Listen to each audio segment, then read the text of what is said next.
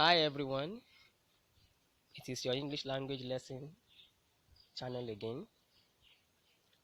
Today we have an important topic to revise, and that is why we are looking at revision of stress patterns.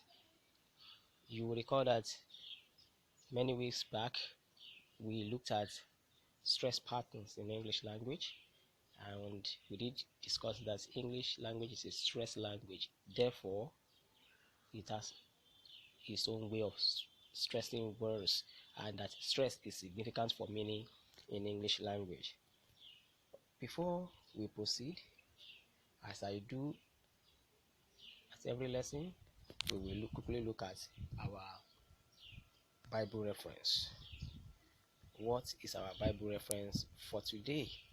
Our Bible reference is taken from the book of 1 Corinthians chapter 14 verse 9, and it says, "So likewise you, unless you utter words easy to understand, how will it be known what is spoken?"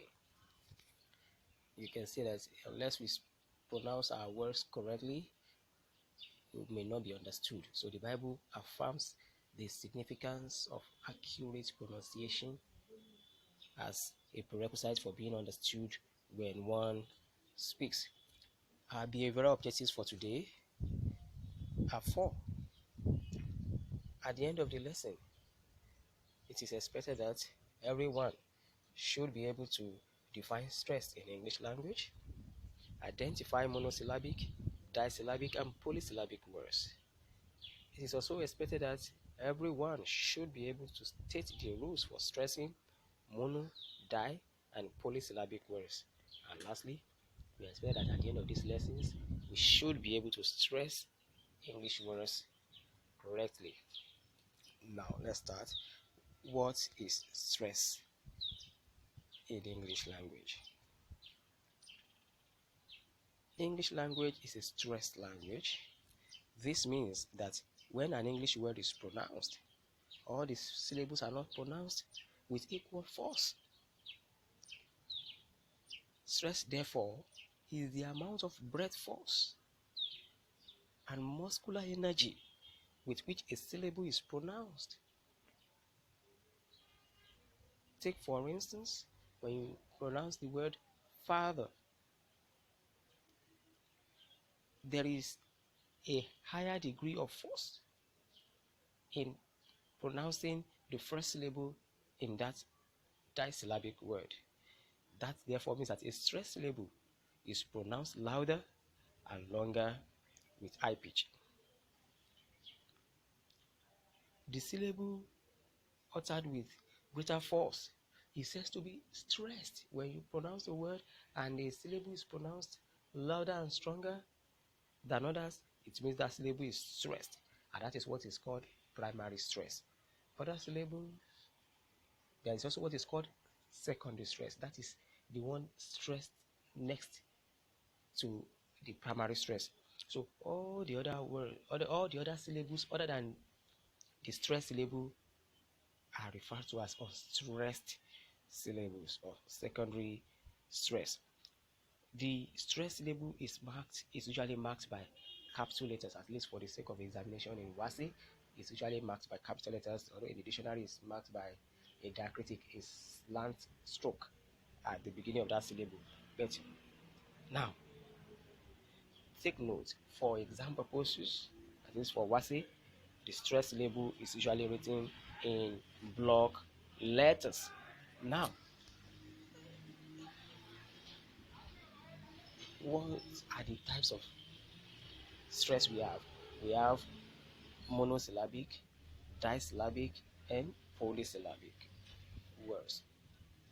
Now, a monosyllabic word is a word of one syllable, a word that has just a syllable, that is made up of a syllable. Take, for instance, when you say to, go, come, see, hear, those are monosyllabic words. How are monosyllabic words stressed? Since stress, the domain of stress is the syllable, and it has just a syllable. A monosyllabic word has just a single syllable. It therefore means that every monosyllabic word is stressed, whether it's a content word or a function word. Words that don't carry their own meaning, like to, for, since, and so on, they are all stressed. Look at the list of examples we have here. We have go, for, to, school, through, of, with, house, pray, on. When these words are pronounced in isolation, they are all stressed. Moreover, they have just a single syllable. Now, for disyllabic words are words of two syllables, of course.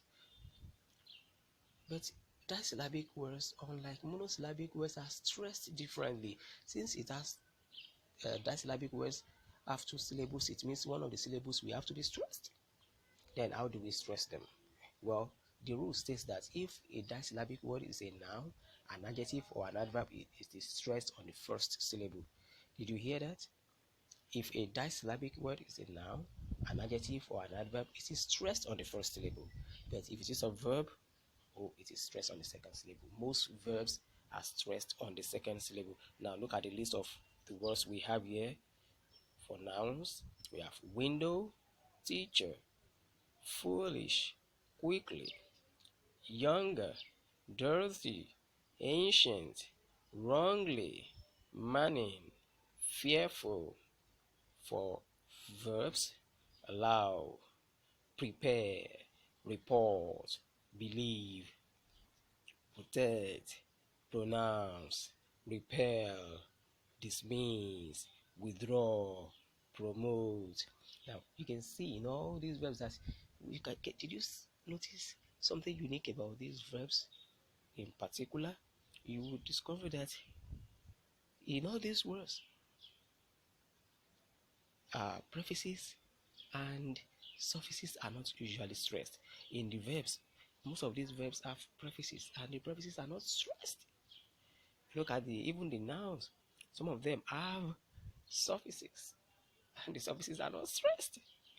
You see, we have teach, full, each, quickly. See, so you can see that you can also generate another rule from that, and I hope you take note of that. Now, despite the fact that we have these rules for disyllabic words, there are exceptions to those rules. What are those exceptions?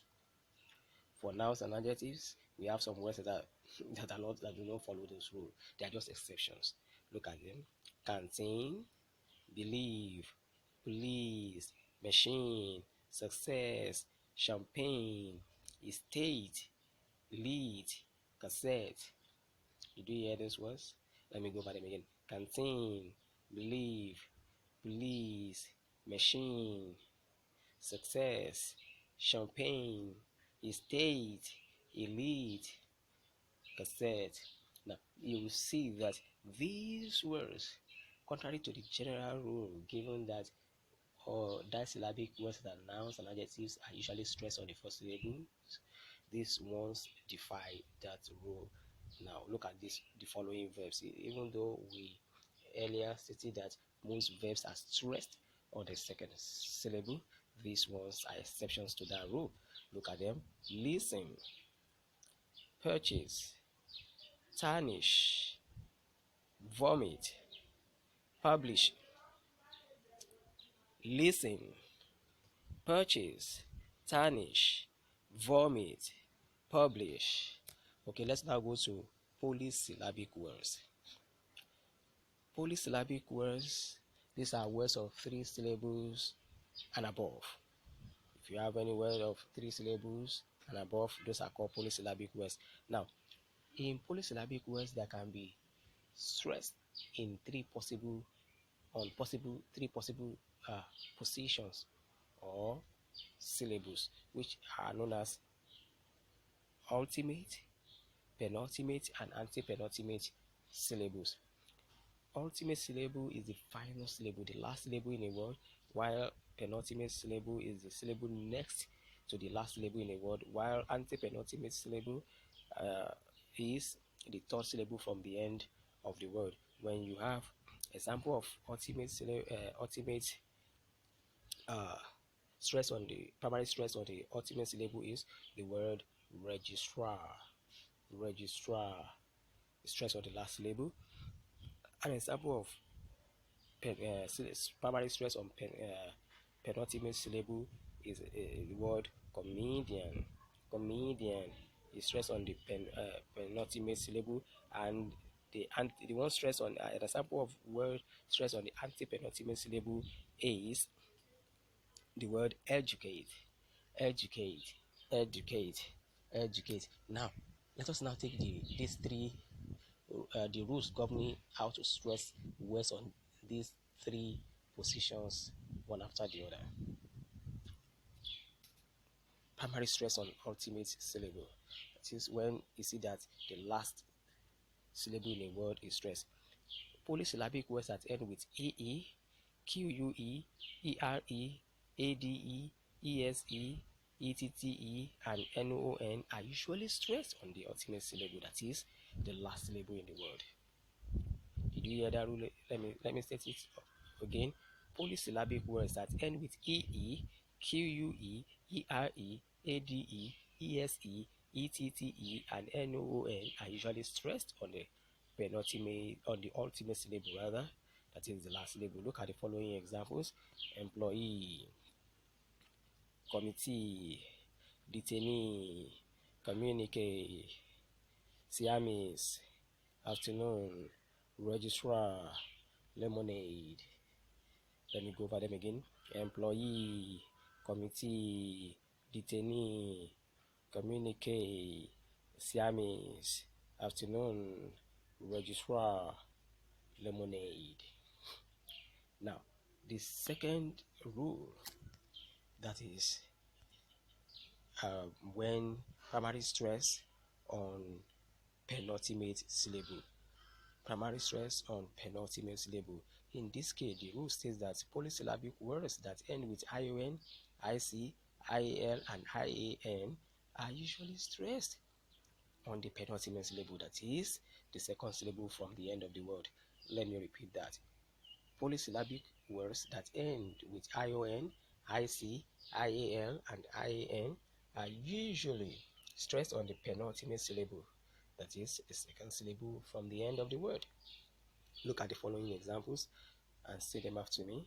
Jubilation, jubilation, matriculation, matriculation, provision, provision, autocratic, autocratic, democratic, democratic, photographic, photographic,